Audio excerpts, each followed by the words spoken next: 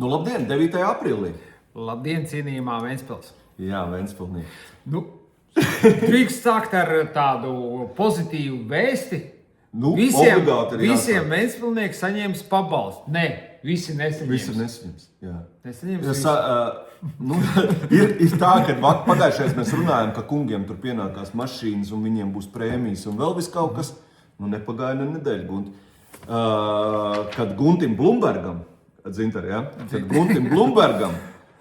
tiek apstiprināts atvaļinājuma pabalsts. Bet viņš jau saņēma gandrīz 2000 eiro apmērā. 2000, bet viņš jau tikko saņēma vēl tur kaut kādu bija tur prēmijas un vēl tur kaut kāds... Nē, tagad pabalsts. Tas vēl ir. Es acīm redzot neiet tik labi, ka vajag pabalsts, jo parasti jau pabalsts sniedz tiem, kuriem ir kaut kādas problēmas. Tas nozīmē, ka mūsu kungiem ir problēmas. Bet tad iznāk arī Aldim Ābelim arī 2300. Tam pat ir vairāk, 2304 pabalsts. Veči brauks uz ārzemēm, ridīgi kādu dos virsū. Un, diemžēl, tāda ir atalgojuma sistēma un izskatās, ka tas ir pieļaujams. Jā, un es uzdevu jautājumu, vai tad visiem pienākās pabalsti, visiem kapitāla sabiedrību darbiniekiem, visiem iestāžu un tā. Man apgalvoja, ka domē visiem esot tāds pabalsts. Tad vienkārši atvaļinājumu. Tas ir papildus atvaļinājumu naudai. Ja? Tas ir atvaļinājumu nauda un tad vēl papildus bonusiņš no Ventspils iedzīvotājiem. Jā, es kā atvaļinājumā, man ir atvaļinājumu nauda. Vai uzņēmējiem ir jānopelna pašam atvaļinājumu nauda. Bet viņiem ir atvaļinājumu nauda un vēl pabalsts. Mēs mazliet sākām ar humoru, lai neteiktu vairāk, bet, protams, ka tas ir absurds un, protams, ka tas ir viss likumīgs. Tāda ir Ventspils domas atalgojuma sistēma un praktiski nekas pagaidām vēl neviens nav gatavs mainīties. Bet par šiem kungiem man gribas teikt, badmiras. Ja? Viņi ir atrauti no realitātes. Ja? Tas ir tāpat tā kā kosmosā braukt. Ja? Viņi dzīvo ne uz šīs planētas, viņi nesaprot, kāda ir ekonomika pilsētā, ko cilvēki var atļauties, ko nevar. Viņiem vajag vēl pabalsts. Jā, šeit, piemēram, ja Ventspilnieki viens otrs saka, ka vajadzētu kādu soliņu, tad 2 soliņi ir aiziet šajos pabalstos, un tas, protams, ir skumji, ņemot vērā to, ka viņi ir viena no labāk atmaksātājiem ierēģiem Latvijā. Pensionāriem jau var šatāt kaut kādu pabalstu, izmaksā uz svētkiem. 30 eiro! Kungiem 2000. Jā, vairāk kā 2000. Jā, tā kā novērtējiet to. Jā. Tā kā šodien bija kārtējā domas sēde, mēs izskatījām 6 jautājumus, bet es vēl mazliet sāksim. Mēs esam satraucošu ziņu saņēmuši no BMX entuziastiem par notiekošo šajā klubā. Vecāki ir sagatavojuši vēstuli Ventspils domai. Lūdzu, izskaidrot, kāpēc ir tāda situācija. Bet tā ir sporta skolas Spars, BMX nodaļa. Jā, tas pašvaldības sporta skola. Jā, te ir interesanti tas, ka šis mobbings jau no treneru puses šodien vārdu mēs gan nesauksim. Mēs gaidīsim, kāda būs atbilde no Ventspils domes, bet notiek sistemātiski. Tā nav pirmā reize, kad mēs esam saņēmuši dažādas sūdzības par šo treneru darbu. Un šoreiz ir galvenais tas, ka trase pēkšņi, kas ir BMX trase, kur ir piedzīvojuma parks, ir pēkšņi pārveidota. Un pārveidot tā, ka mazākie bērni nespēja par viņu nobraukt. Ir uztaisīts lielākas šīs rampas vai pumpas, pareizāk sakot. Es skatījos, man atsūtīja fotogrāfijas, tur ir ķieģeļi, tādi būgruži, tur ir akmeņi. Jā, bet atbildīgs ir arī Olimpiskais centrs. Viņam jau tā kā infrastruktūra pieder. Tā kā, ja mēs ar būgružiem veicam šo trases atjaunošanu un viņi nav izbraucami mazākajiem Ventspilniekiem, tad vecāki vēl raksta vai šis jaunā trases reļefs ir saskaņots būvinspekcijā. Man tāda informācija nav. Tā kā bija vakar tāda arī sapulce, tur arī ar tiem dokumentiem kaut kas īsti nav kārtībā. Un šeit ir tā, ka principā pēc ziemas šā trasa vajadzētu tā kā atjaunot, bet tas atjaunošanas darbs ir minimāli. Bet ja viņi ir pilnībā veikt pārbūvi, tas būtu interesanti uzzināt, cik tas viss maksā. Un iespējams, ka vecāki kā tagad saka, ka šāda pārbūve nav bijusi vajadzīga. Un šo naudiņu, ko mēs esam pārbūvējuši nevajadzīgu infrastruktūru, infrastruktūru, mēs būtu uztaisījuši jaunu mototrasi, piemēram, Ventspilsniekiem. Bet, Dziter, es tev varu izstāstīt pa BMX vēl. Atcerieties, ka kaut kad labu laiku atpakaļ pie otrās vidusskolas tika uzcelta tā kā slēgtā BMX hala. Tur arī ņēma darbību mūsu dome un jau uztaisot to halu, izrādījās, ka atkal lielākiem sportistiem viņi nav izmantojami, jo vienkārši starta estakādas bremžēšanas laukums ir pa īsu. Un tad tie sportisti šad ziemā izmantoja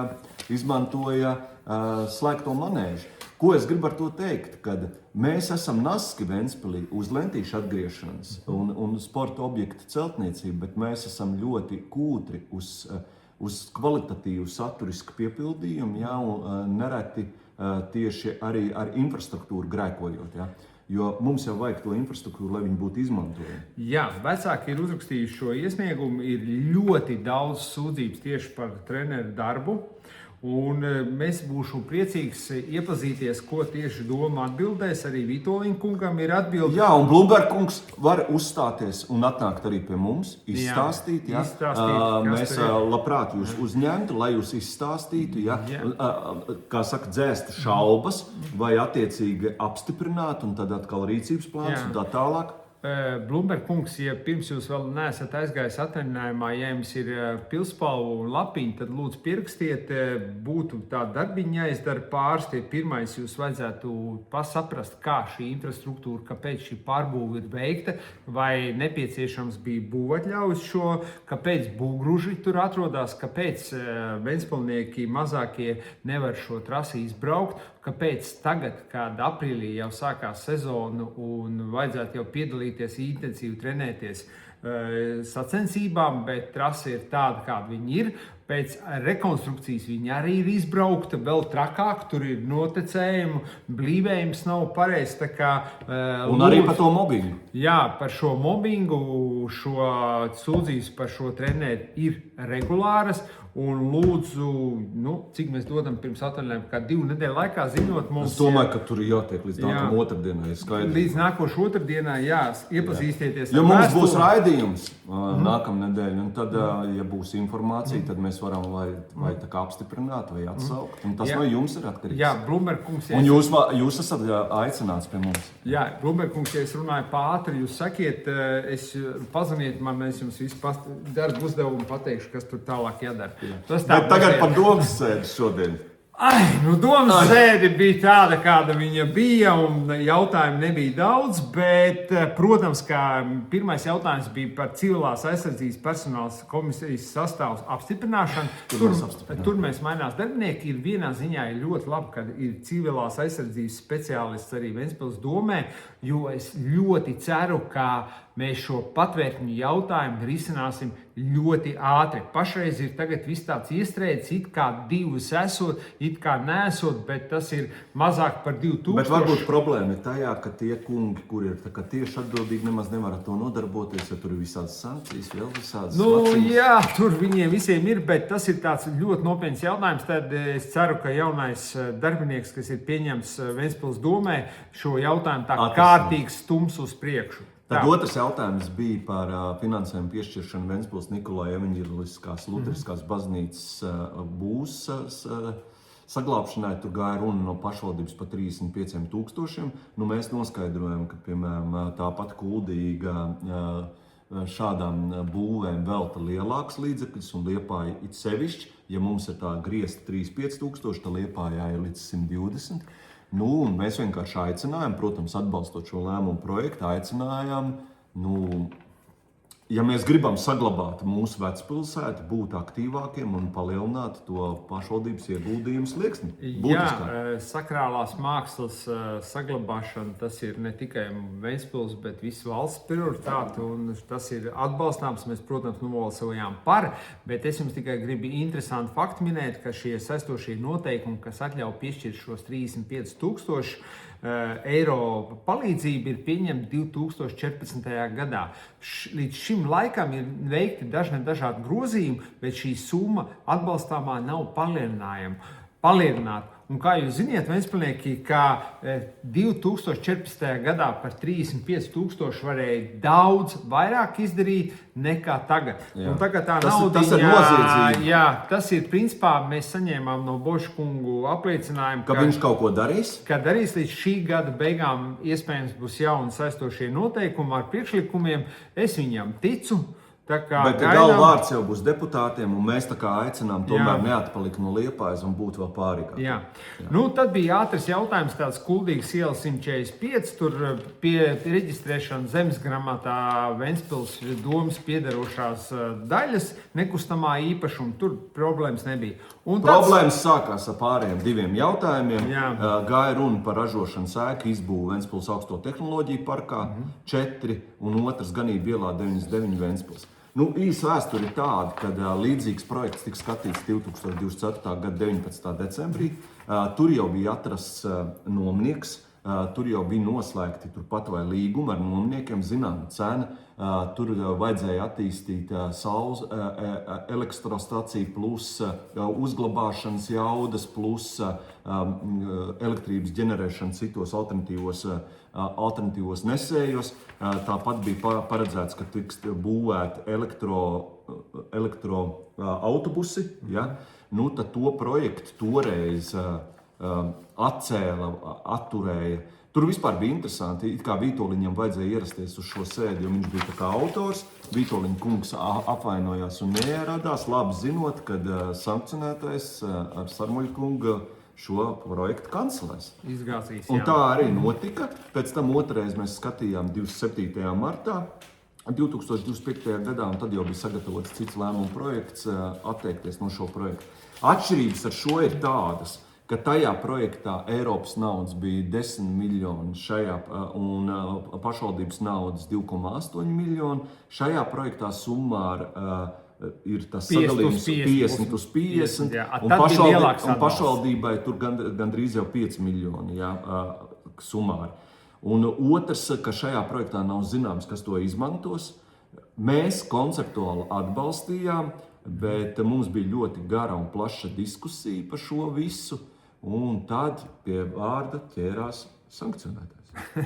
Tas gan jā, es tikai vēl piebildīšu, ka principā šādu projektu rūpnīcas ēku uzbūvi visi ventspilnieki zina, ka tas, protams, ir labi, bet tas noteikti nav svarīgākais. Ja mēs runājam, ka katrā rūpnīcā ar kopējo platību 4400 kvadrātmetri strādās tikai 45 darbinieki, tas ir ievērojami lielāks, mazāks skaits darbinieku nekā ir parasti pieņemts pasaulē. Aptuveni uz katru kvadrātmetru ir 20 līdz 30. Uz vienu darbinieku ir 230 kvadrātmetri, mums ir 100 kvadrātmetri. Katra jaunā darba vieta mums izmaksā 175 000. Tad vēl riski, protams, ir tas, kad šīs ēka pašvaldība ņem kredītus. Un viss tas ir iecenots tajā īstenībā. Jā, un kredīts ir uz 20 gadiem, un tas mūsu kredīta portfelī paaugstinās par 0,7% gadā. Un pie labākajiem apstākļiem it kā mums tur bija tabuliņa, ka tas atmaksāsies pēc 10 gadiem, bet kā mēs zinām pie pašreizējās pieredzes, tā visticamāk nebūs.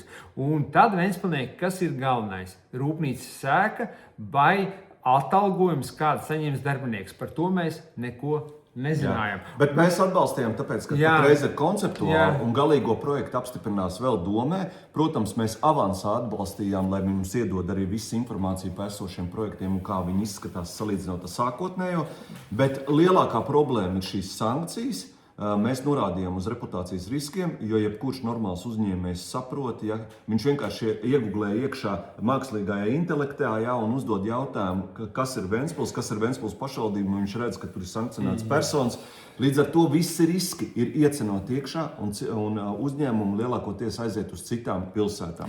Par to projektu, ko viņi kancelē, tur ir interesanti, ka mēs atteicamies no 10 miljoniem, bet mūsu 10 miljonus savāca Almiera, un Liepāja vēl dabūja pēc tam vēl klāt 5 miljonus. Tā kā mēs atteicamies no daudz labāk, izdevīgāk projekta nekā šie patreizie. Jā, un īstenībā pasaulē būtu pareizāk tā, kad uzņēmējs nāk uz domu un piedāvā kaut līdzfinansējumu šādu rūpnīcu izveidēji, un tad pašvaldība sniedz atbalstu. Varētu būt tas arī trīspusēji līgums, bet tā, ka mēs kaut ko uzceļam, mēs nezinām, ko uzceļam un kas būs īrnieks. Kaut gan mums ir tāda ienākusi informācija, ka šeit pēc likuma nedrīkst būt zināms īrnieks. Bet darbošanās notiek. Darbošanās notiek, iespējams, 2 rūpnīcas tiks aizslēgts, lai iet atkal tas īrnieks jaunajā. Bet to mēs, protams, nevaram apgalvot, bet tādu informāciju mēs esam saņēmuši.